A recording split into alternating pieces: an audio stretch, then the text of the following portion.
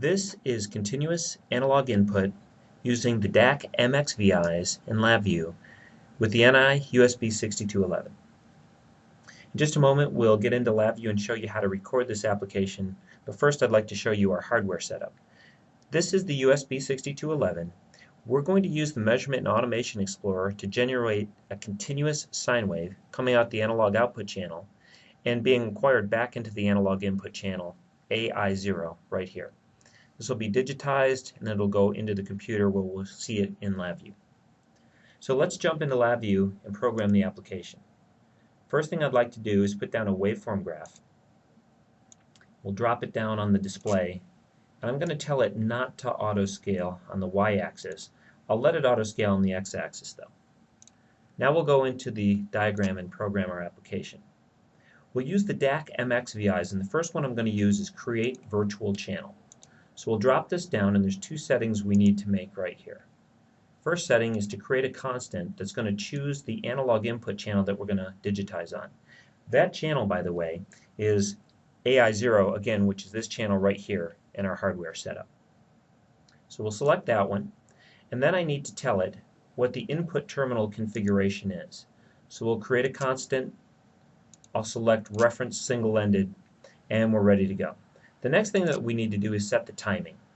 So we'll collect this and wire it up. Let's move this over just a little bit, and we need to set three things here. One is the acquisition rate. So we'll create a constant and we'll leave it at 1,000 samples per second. So that's the rate at which we'll digitize that sine wave. The second thing we'll set is the sample mode. And we'll create a constant here, and we have a choice. We could say finite samples, continuous samples, or hardware times single point. If we chose finite samples, this would collect a set number of points and then it would stop. But we want it to continuously go, so we'll choose continuous samples, and now it won't stop until we shut the task down. The next thing that we need to do is set the number of samples per channel. So I'll create a constant and we'll leave it 1,000. It uses this number to size the buffer in memory that the 6211 will stream data into. After that, we simply need to start the acquisition, so we'll drop this down, and then we're going to be reading out of that buffer that we allocated in our previous VI. So let's just move this over a little bit, and I need to tell it a couple things here. I want it to acquire an analog input on a single channel, that's fine, but I want more than one sample.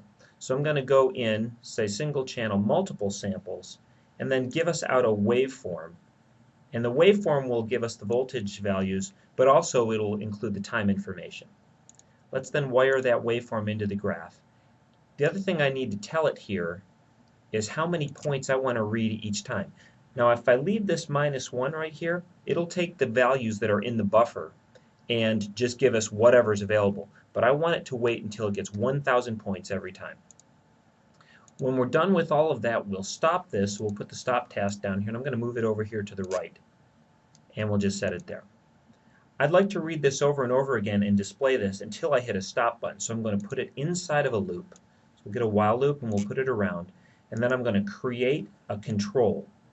The other thing I'll do is create an indicator, and I'll drop that down here, and you'll be able to see that this is going to update once a second because we're requiring it at kilohertz. We're taking 1,000 points at a time, meaning that this loop will run 1,000 times every second. Let's go to our front panel. Let's press the run button here, and we're ready to go. So it looks like our waveform is locked on. It's not changing very much because we're in synchronization with this. You can see the numeric input telling us that it's updating about once a second. And then I'm just going to come over here and unscrew this input channel. And now you can see that it's changing, and if I touch it, it's floating around, and we see that it's indeed a live signal. So this is how we would do continuous analog input with the NI USB 6211 using the DAQmx Vis.